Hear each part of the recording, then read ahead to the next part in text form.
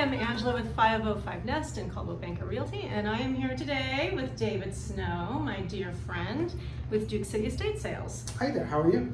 Tell me how you got started. 16 years ago, full disclosure, I'm in recovery 12-step for the last 16 years. I was at an inpatient treatment facility. One of the conditions that was required of me to leave the facility and go back home was that I was to have a job. There was a kid in the community whose father worked for who owned an estate sale company, and he gave me my first job, and I did my first estate sale out in Cedar Crest, and I haven't looked back. I really enjoyed this process. Yeah. So what makes a great estate sales experience? Ooh, so many things, right? Right.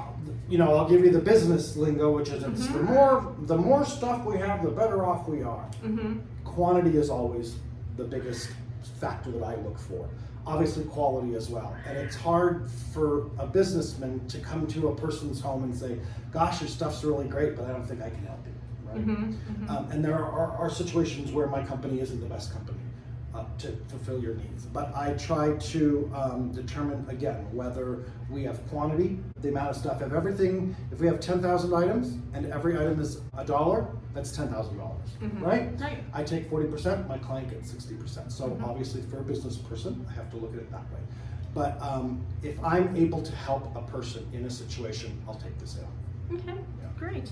And so when do people usually call about an estate sale? So the 3 Ds, downsizing, death, or divorce are the 3 biggest reasons an estate sale is needed for a client. There are many, many determining factors outside of those 3, but those are the first 3 that I look at: downsizing, death, or divorce. And Kringle agrees. And Kringle is desperately in need of attention today. So how far in advance of needing to close everything out should a person get in touch with you? What does your timeline look like? Again, there are a lot of determining factors, but the average estate sale is about a 3-week period of time from the time of the contract being signed to the end of the 3-day period in which the sale is held, and a 24-hour period turnaround in which the check is then handed to my client. Lots of determining factors. The last one we just did, which you came to out in Galveston, was a month long to put together, because it was, as you saw, huge. So there's lots of variables, but I like to try to get that 3-week period of time, because I'm in your hair, literally. If you're my client, I'm literally in your house 5 days a week from 9 to 3. So I try to not intrude as much as I can. Right. And so how do people get through that process of how to decide what to sell, what to donate, and what to keep? So from doing this as long as I have, what I have come to recognize is that we as human beings are very attached to our things. We are funny little raccoons who hold on to shiny objects.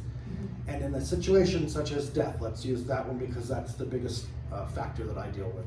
If you have grandmother's favorite coffee cup and you saw grandmother drinking out of this coffee cup every day of your life since you were 5, grandmother's passed away, but you need to make some money, I use that coffee cup as the example. Is that your grandmother's favorite coffee cup? Yes. In my world, I can get about $2 for it. How special is it for you? And that really helps me to determine where you are in the process of letting things go. I will never push you. If you want grandmother's coffee cup, keep it. I'll figure out the $2 or 80 cents that I need to make for my staff elsewhere.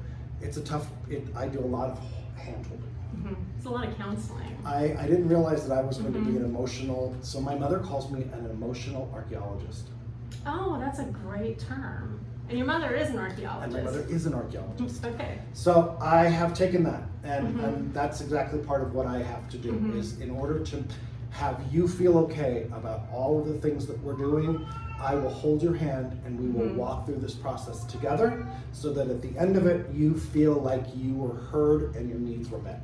So you're like a combination grief counselor, appraiser, all of it, salesperson. All of it. And I did not realize that at the beginning.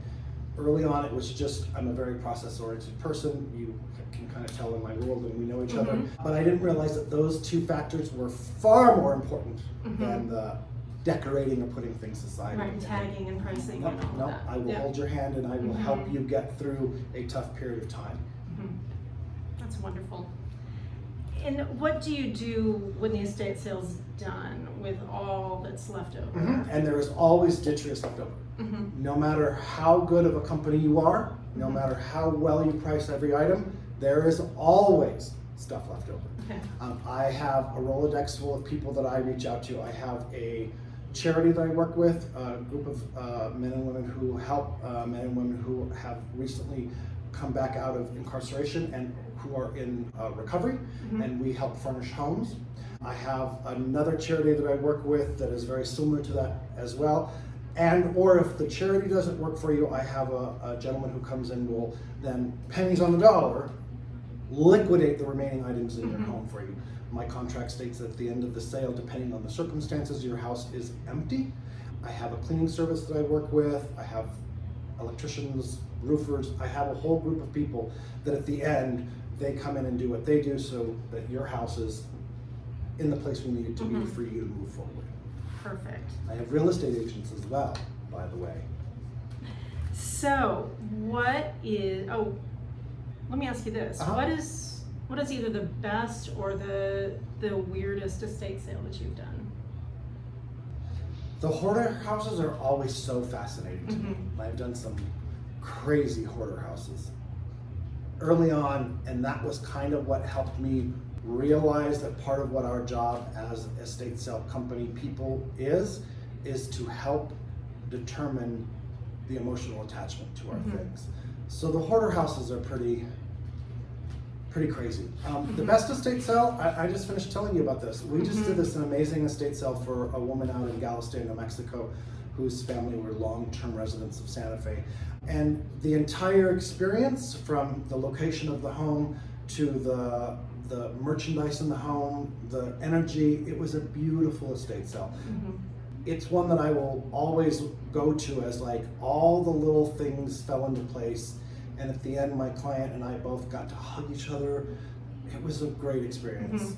You know, Mhm. when it's good, it's good. You Yes. know, and then there's been some sales where you walk in and you're like, oh my God. But it's what I do, Right, As right. I've said, and I say this to Mhm. my clients, I have no judgment. I get it. Yeah. I get it, right? Yeah. Because things get weird. It's weird, Mhm. you know. It's a Mhm. weird thing. It's my stuff. I need you to do something with it, but it's my stuff, so I feel real attacked, you know. Yeah. So I try to stay out of all that intellectual stuff. Mhm. Mhm. All the head stuff. Mhm. So, where can people find out about your upcoming sales? So if you go to my website, DukesCityEstateServices.com, I keep my website updated to sales upcoming. I'm on all the social media platforms, Facebook, Instagram. My big spendy marketing tool is estatesales.net, which is a great resource for people here in the region as well as the country. And so, and then I say this because I'm honored. You hear about it word of mouth. Mhm. You hear about it word of mouth. So I try to keep myself and my company very visible. Mhm. Yeah. That's great. Thank you so much, David, for spending time with Thanks. me. I'm glad you came and- over. Yeah, me too. This was fun. I'm so excited for you. Thank you. Mhm. It's, Yeah. it's been a lot of fun doing I know. this. I can tell. Yeah. I watched the evolution. I know you're having fun. I am. I'm having a great time. So if you need David's services, or you need to consult with him on helping you liquidate your estate or your loved one's estate, I'll put all of his information in the show notes. And thank you very much. Don't forget to like and subscribe if you found this useful, and I will see you next week.